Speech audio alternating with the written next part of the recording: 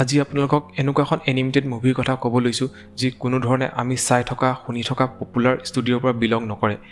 এই ষ্টুডিঅ'খনৰ নামটো হৈছে কাৰ্টুন চালুন। এইখন আইৰিছ এনিমেশ্যন ষ্টুডিঅ' হয়। এইখনৰ এতিয়ালৈকে 3খন এনিমেটেড মুভি অস্কাৰ কাৰণে নমিনেট হৈছিল আৰু ৰিচেণ্টলি ইয়াৰ নতুন এখন 2D animated movie Wolfwalkers Apple TV প্লাছত ৰিলিজ হৈ গ'ল, যিখনৰ বিষয়ে আজি মই স্পইলাৰ ফ্ৰী ডিছকাছ কৰিব লৈছোঁ, গতিকে ভিডিঅ'টো সম্পূৰ্ণ চাব।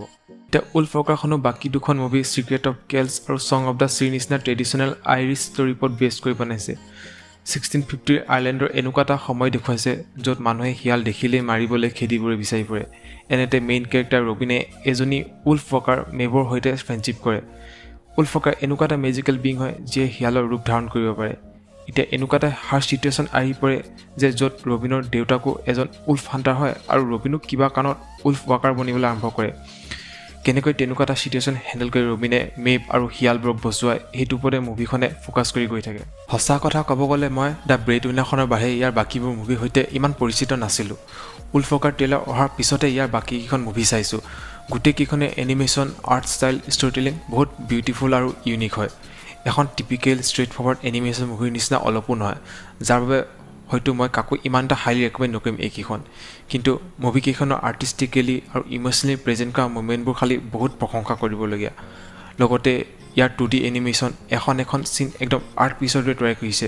বেকগ্ৰাউণ্ড ইমেজবোৰ ইমান ধুনীয়াকৈ ড্ৰ কৰিছে যে প্ৰিণ্ট কৰি চাগে ফ্ৰেম বনাব পৰা যাব। বৰ্তমান 3D যুগত উলফকাৰ দৰে এখন 2D হেণ্ড অন এনিমেশ্যন চাইটো মই বহুত ভাল পালোঁ। চিম্পল ষ্টৰী যদিও মুভিখন সঁচাকৈ বহুত ধুনীয়া, ইম'চনেল আৰু পিচফুল হয়। ইয়াৰ যিটো theme song running with the wolves literally গোটেই মুভিখনৰ সৈতে শ্বুট কৰে। এতিয়া যদি উলফকাৰ হিষ্ট্ৰীৰ কথা অলপ এক্সপ্লেইন কৰাহেঁতেন আৰু অলপ কম লেন্থৰ বনোৱাহেঁতেন হয়তো মুভিখন অলমষ্ট পাৰফেক্ট হ'ল হয়। বাকী মুভিখনটো বহুত ৰিফ্ৰেছিং আছিলে। ষ্টুডিঅ'খনে এতিয়ালৈকে 4-5খন মুভিহে প্ৰডিউচ কৰিছিল। তাৰে secret of Kells, song of the sea আৰু দ্য ব্ৰেড উইনাৰ এই 3খনে অস্কাৰ কাৰণে নমিনেট হৈছিল।